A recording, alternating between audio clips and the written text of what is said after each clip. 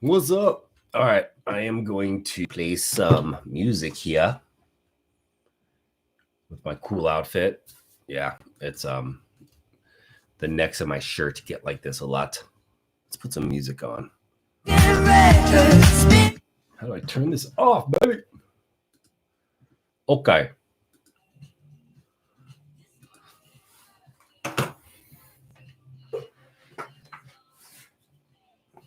I'm trying to hide some of my beer stuff there. I'm gonna take some tasting notes here. I'll start with this monkish beer. Man, you can barely see it. There's a lot of light coming through. Let me fix that lighting. All right, cool.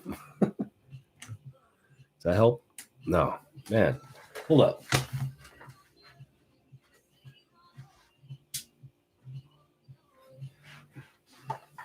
Okay, maybe that's better.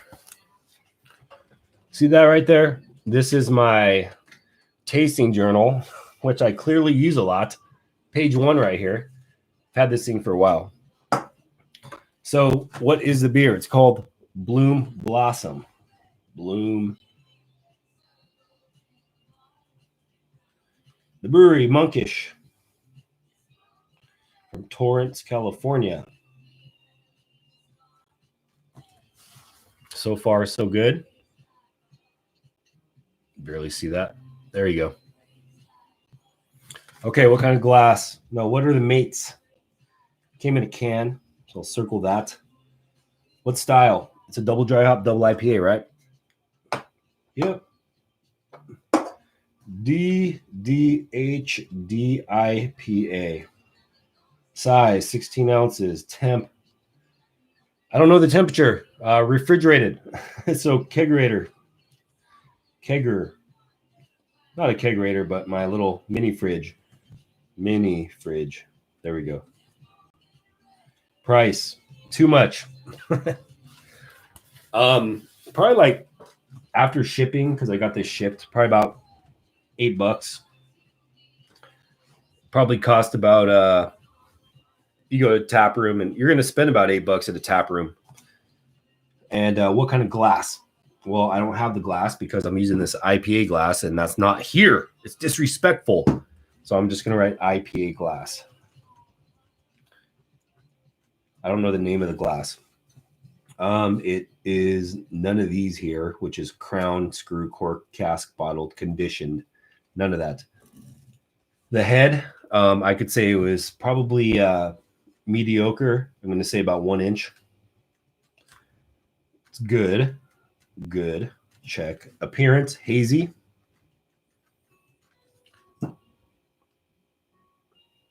You can't see through that. Look, you can't see my finger. Can't see my pen. Very hazy. Cloudy. What's the aroma? Let's go. I got residuals from the last beer, so I'm going to kind of shave off that vanilla smell. Oh, there we go. Very tropical, yeasty. So tropical, yeasty. Let's go again. Let me change my music. Let's see. What do we want to hear? What's good tasting music? Let's go Audio Slave. Why not?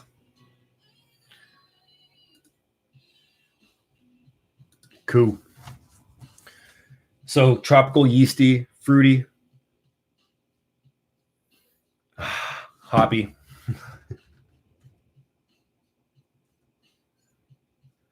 This is going to be pretty common for all these double dry hop, double IPAs. A lot of the beers I drink are going to be similar tasty notes. Where's ABV, dude? It doesn't show ABV. I'm going to put that here because, oh, here it is on the side. ABV. It's 8.5, I'm guessing. Yeah, most of these monkish beers. Oh, this is 8.8. Woo. 8.8. And what's the IBU? It doesn't show the international bittering units. I'm guessing it's going to be around 40 because these double dry hop, double IPAs are usually lower in the IBUs. If you get something like just a straight West Coast IPA, you're going to go more like 60 to 80 on average. But this one's going to be probably around 40, just because of the beer style. They use hops to bitter differently. They bitter a little bit, but they do a lot of dry hopping, which is after the bittering process occurs, which is in the boil when you're cooking the beer. So that's just a guess, but okay, what's my initial taste?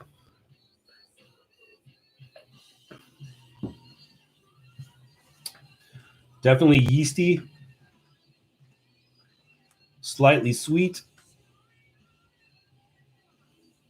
and let's go again. This is taste 2. Taste number 2. That's where I'm at so far. See that? Yes, I write cursive. Do you know what cursive is? If you don't, well, too bad. It's just more of a sloppy way that I've been taught to write. The second taste.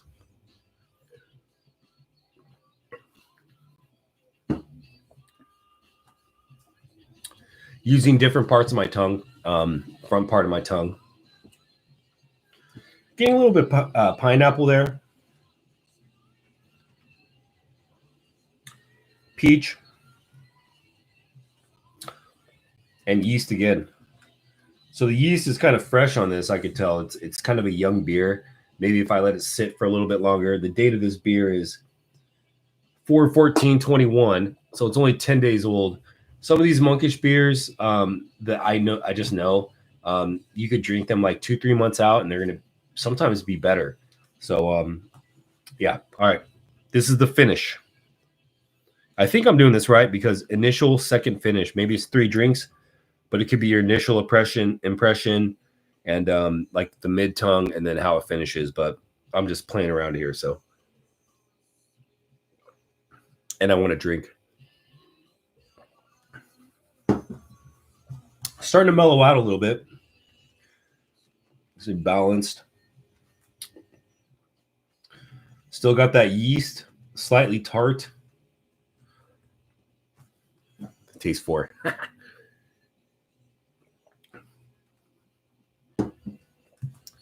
Get a little bit of tropical note. All right, there we go. So I wrote all that out. What are the problems with it? There's a lot of options here. There's acetaldehyde. There's alcoholic, astringent. So I don't taste any booze. I don't taste like any cat pee or anything like that. It's very yeasty. So that's one thing right there. Check. Too cold, sulfur, little sulfuric, little musty. It's not oxidized. It's not phenolic. It's not grassy. And some of these are like, they're called problems right there on the bottom. Can't even see it. Anyways, some of these aren't really problems. They're just notes because like they have something here called sour acidic. So obviously if you're drinking a sour, it's going to be sour or acidic. I guess if it's overly sour, the main thing about this beer is it's just a little too yeasty. And then it has stuff like date, time, weather. It's April 24th, so I'll put that there, 4/24, and the time is 21, and the time is going to be 9:33 p.m. Weather? What the fuck, dude? Why do you care about the weather when you're tasting beer? I guess if it's cold, then stouts are more likely to be the beer you want to drink. But weather is nice, like spring. And I don't know the brewer, and there's no bartender. So the bartender is me, and the brewer is Monkish. I don't know the brewer personally. So that's kind of what you do right there. I've never been to an official tasting. I've sent my beers off for review, and I've seen a lot of things like this that are not thorough at all, and some people that make it very thorough. And I like the very thorough ones because they help me get feedback as a brewer, but they're not looking for feedback. I'm just doing this for, I don't know, because I have this thing here, and Just wanted to do it and show you kind of how the process goes of like if you're interested in beer judging or anything like that, or becoming a Cicerone, which I have my first level right here, as you can see. That's my proof. That's just knowing like glass management, keeping it clean, how you serve. You don't want to serve a beer like this. That's where you touch it. You don't want to, that's where your hands are. You want to kind of go at the bottom. Bottom like third of the glass. That's how you want to serve the beer. So pour the beer. How to pour it.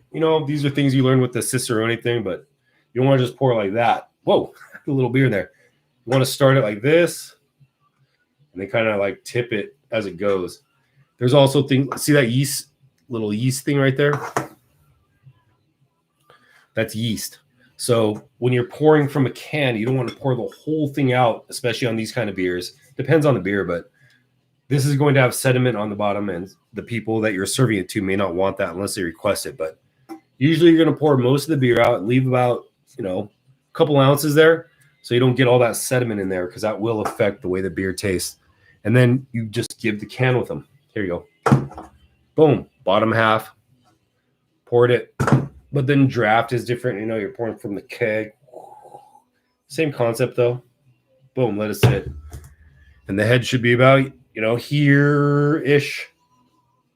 And then it'll dissipate. And then it won't be a full beer.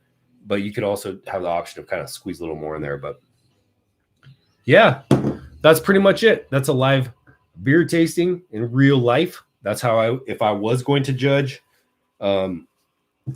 be judge home brews or good beers, whatever, not good beers, but professional brewery beers. And that's what I would do. This is kind of a guideline.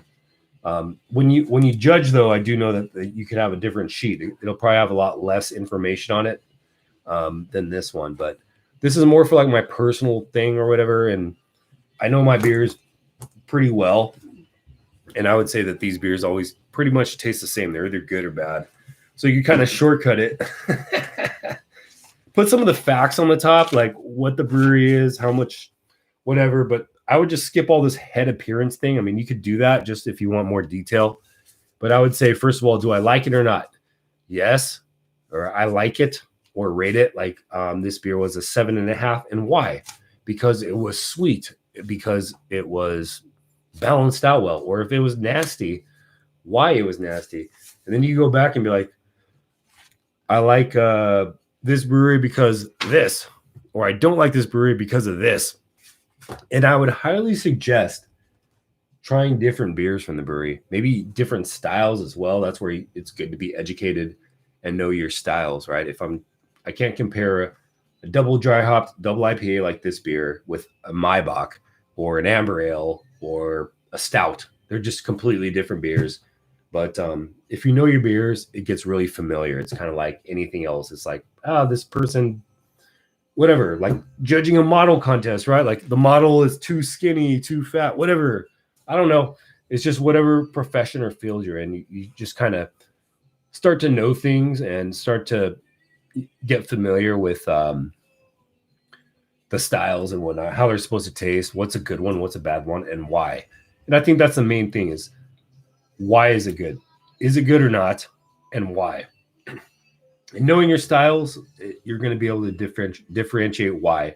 For example, if I'm drinking a Pilsner, there's different styles of Pilsner, but a Pilsner, you should know like the flat line profile of what a Pilsner should be. It should be around 5% alcohol, should be slightly hazy. It should have a lager-like crisp to it and a little bit of hoppiness and fruity notes. So that baseline, and then you can kind of judge based off that baseline, and that's what the BJCA and the Cicerone exams do. Basically, they establish these baselines, and cooks do the same thing. They have these standards, like what makes you a Michelin star rated restaurant, or what makes you a fast food restaurant versus, just a regular restaurant or a chain restaurant versus a mom and pop shop. So there's a lot of factors to consider, but generally, if you know like how a beer should taste, the style. Let me use another metaphor with the restaurant industry. If you know how a burrito should taste, if you know how a steak should taste, if you know how iced tea should taste, you could kind of go off that foundation. So that's what you do with beer. If you want to get technical, I do have somewhat of a technical background just because I made beer for a long time and I've been drinking a lot of different beers for quite a while. My liver is well trained, right? And those are my qualifications. But it just kind of becomes second nature. And obviously, you can miss things here and there, but it's really important to brush up on knowledge and whatnot. But one of the things I really learned is just not to be too harsh on the beer. Really try to keep an open mind on the many factors. You know, the style of beer, the brewery, what they're trying to accomplish. And if you're just judging, you don't really know this information. You just get a beer with no label on it, and you're expected to do this. You're expected to do all these notes. How did it come? How did it taste? What's the style? And that's why if you're submitting a beer, it's very important to put it in the right category. And I made this mistake as well. If you're brewing an IPA with fruit in it, is it an IPA entry or is it a fruited beer entry? These are questions that you need to answer them for yourself, but that's kind of playing the game as well. You got to play the game if you're going to submit as a home brewer. But tasting the beer, multiple different approaches. Like I said, you could judge technically beers that you just buy, like I have here. Home brews, you can do blind taste testings, styles, all that stuff. So that's all I'm going to say for today. B Minus Show. Thank you very much for listening. Hope you learned something about beer tasting. And yeah, that's it. Take care of yourself.